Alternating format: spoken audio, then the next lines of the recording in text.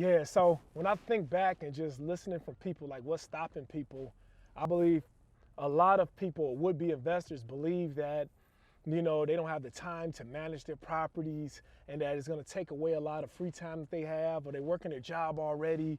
And so, but I tell people all the time, I've owned properties for over 20 years without even going into these properties. I have a management team in place. And so I think that's the big thing. So don't say that you don't have time, because you do have time.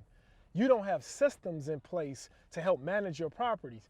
As I'm driving down the street, here's a building here. I've had this building for over 10 years.